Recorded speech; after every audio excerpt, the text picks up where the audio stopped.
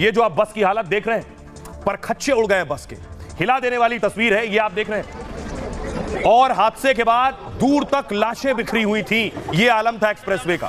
पूरी बस आप देख रहे हैं जिससे टकराई है वो टैंकर पलट गया है। अगली तस्वीर जरा बस का हाल देखिए, ये देख रहे हैं ये पूरी बस है, इस साइड से टक्कर हुई, जो ड्राइवर का साइड है इस साइड से टक्कर हुई और पूरी बस खत्म हो गई। एक साइड से देखिए जरा, पूरी बस तहस नहस हो गई, इतनी भीषण टक्कर थी। एक साइड आपको पूरा गायब नजर आ रहा है, बस के परखच्चे उड़ गए इस हादसे के बाद। 18 जानें चली गई, 18 लोगों की मौत हो गई है इस हादसे में। आइए अब मैं आपको बताऊं यह हादसा हुआ कैसे। दरअसल एक्सप्रेसवे पर किस जगह यह हादसा हुआ, क्या वजह रही, 18 बेगुनाह जिंदगियां खत्म हो गई इस हादसे में। बताया जा रहा है, कई वजह बताई जा रही है। यह गाड़ी का हाल देख रहे हैं आप, यह है वो गाड़ी के हाल से आपको अंदाजा होगा कि हादसा कितना भीषण था। यूपी के उन्नाव में यह डबल डेकर बस और यह टैंकर आपस में टकरा गए। लखनऊ आगरा एक्सप्रेसवे पर सुबह 5 बजे के करीब यह हादसा हुआ है। इस हादसे में 18 यात्रियों की मौत हो गई जबकि 19 घायल बताए जा रहे हैं। टक्कर इतनी भीषण थी कि ड्राइवर का जो साइड है उसकी बॉडी पूरी तरह से अलग हो गई और बस के टकराने के बाद यात्रियों के शव चारों तरफ सड़क पर बिखर गए। यात्रियों की बिखरी लाशों को देखकर सोचिए पुलिस कर्मी जो वहां मौजूद था वो बेहोश हो गया जब उसने सड़क पर बिखरी हुई लाशें देखी। पुलिस के मुताबिक हादसा टैंकर को ओवरटेक करने में हुआ है और बस पहले बेकाबू होकर टैंकर से टकराई और उसके बाद पलट गई। कुल 57 यात्री इस बस में सवार थे जिसमें 20 सुरक्षित बताए जा रहे हैं। 18 मृतकों में अभी 16 यात्रियों की शिनाख्त नहीं हो पाई। मरने वालों के पोस्टमार्टम के लिए 5 डॉक्टर्स की टीम लगाई गई है। 19 घायलों को उन्नाव जिला अस्पताल में भर्ती कराया गया है। 5 गंभीर घायलों को लखनऊ ट्रॉमा सेंटर रेफर कर दिया गया है। यह एक डबल डेकर बस थी जो बिहार से दिल्ली जा रही थी। इस डबल डेकर बस का नाम था नमस्ते बिहार।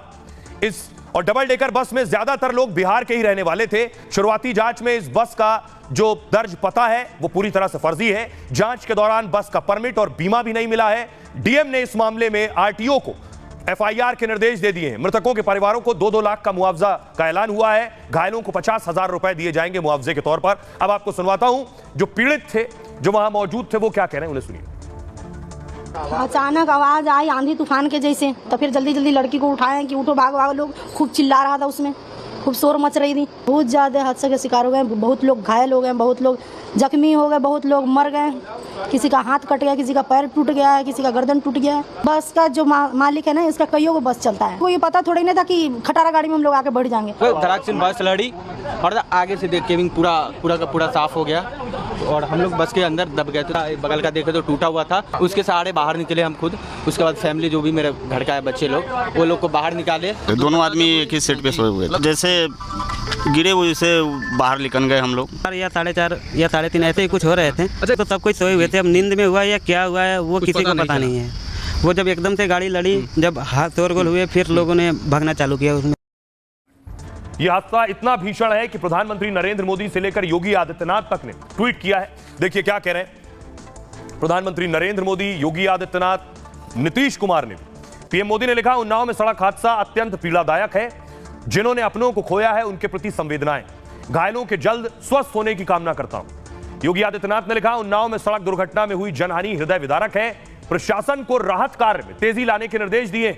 अखिलेश यादव लिख रहे हैं, हादसे में 18 मौतों का कारण भाजपा सरकार की लापरवाही है। एक्सप्रेसवे पर प्रतिदिन करोड़ों रुपए लिए जाते हैं, वो पैसा एक्सप्रेसवे के प्रबंधन में न लगकर क्या कहीं और जा रहा है। नीतीश कुमार ने भी लिखा, क्योंकि बिहार की बस थी, बिहार के बहुत से लोग थे। बिहार के मृतकों को 2 लाख रुपए मुआवजा दिया जाएगा। यह पैसा मुख्यमंत्री राहत कोष से दिया जाएगा। मायावती ने लिखा, ऐसी दुर्घटनाओं में लोगों की मौतों को रोकने के उपाय जरूर किए जाएं। कांग्रेस परिवार की संवेदना सभी शोकाकुल परिवारों के साथ है। कांग्रेस पार्टी ने लिखा, ईश्वर से प्रार्थना है कि वो दिवंगत आत्माओं को शांति दे और घायलों को शीघ्र स्वास्थ्य लाभ प्रदान करे। अब आपको सुनवाता हूं, सुनिए क्या कुछ कह रहे हैं डिप्टी एसपी और उत्तर प्रदेश के डिप्टी सीएम।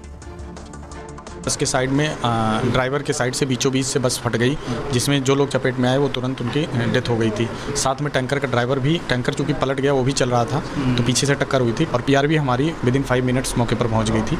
और वहाँ पर जब देखा गया तो काफ़ी लोग मृत पड़े हुए थे और कुछ लोग घायल थे जो वो चीख रहे थे। तो फटाफट वहाँ पर फिर और पुलिस फोर्स और हम स्वयं भी वहाँ पर एसडीएम के साथ पहुँचे और तत्काल जो घायल थे उनको रेस्क्यू करा के। 20 लोग घायल हैं, सभी को उन्नाव डिस्ट्रिक्ट हॉस्पिटल ले जाया गया है वहाँ घायलों को उच्च स्तरीय अस्पतालों में शिफ्ट किया जा रहा है। उन्नाव के आसपास के सभी हॉस्पिटल्स को अलर्ट मोड पर रखा गया है। साथ ही ज़्यादातर जो इंजर्ड लोग हैं और दुर्घटना से संबंधित लोग हैं बिहार के हैं, तो बिहार की सरकार से भी हम लोग संपर्क में हैं। अब ये पूरे घटना के कारणों की जांच के बाद हम कह पाएंगे।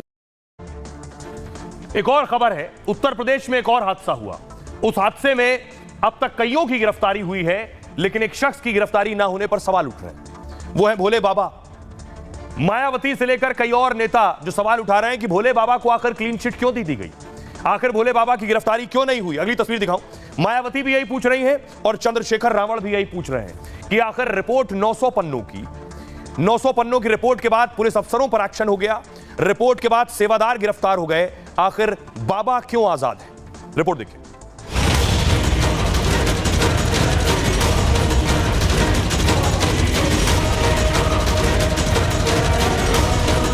123 मौतों के बाद भी सूरजपाल को क्लीन चिट क्यों?